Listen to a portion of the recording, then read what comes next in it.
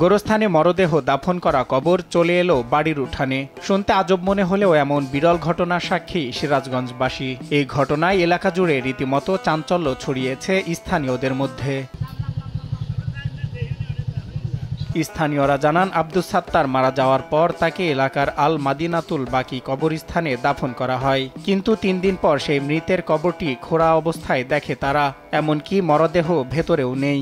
এক পর্যায়ে সাত্তারের একা বসবাস করা নিজ বাড়ির আঙ্গিনায় দেখা যায় নতুন এক কবর। তবে কে কখন এই কবর খুঁড়েছে তা বলতে পারেননি কেউ।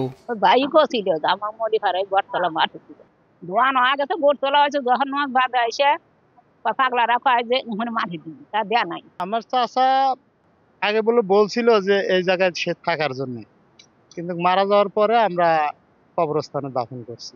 একদিন ভোরবেলা আমরা সংবাদ পেলাম যে ওখান থেকে ছাত্র চাচা আর এই কবরে নাই। ওখানে মাটি দেওয়ার কথা আগে ছিল যে ওখানে মাটি দিছে আমার কায়সার জমি, ওই জায়গা তার দেওয়া আর এখান তো মনে হয় 3 দিনের দিন মনে হয় তুলে নিয়ে যাওয়ার সিরাজগঞ্জের কাজীপুর উপজেলায় সোনামুখী দক্ষিণ পাড়া গ্রামে ঘটে এমন ঘটনা।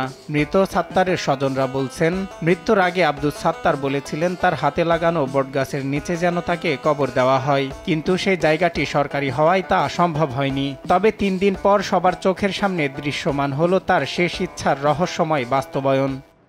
সকালবেলা এদিক থেকে লোকজন কবর খোঁড়া, তাহলে লাশ ওই দিকে নিয়ে গেছে, এই কবর খুঁড়ে দেয় যে কবর লাশ না, পরে ওই জায়গায় মাটি দিছে।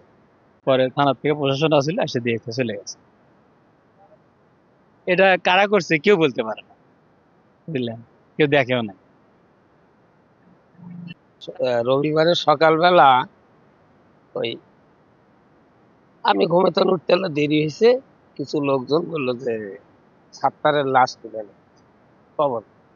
আইসা দেখে যে হ্যাঁ ঘটনা ঠিক, লাশ নাই, তুলে নিয়ে চলে গেছে। এই নিয়ে হুলুস তুলুস কারবার, লোকজন আসলো, আইসা তারা কথাবার্তা বললো, বলার পরে এই এক কথা ওই এক কথা। তারপরে এই 8টা-9টার দিকে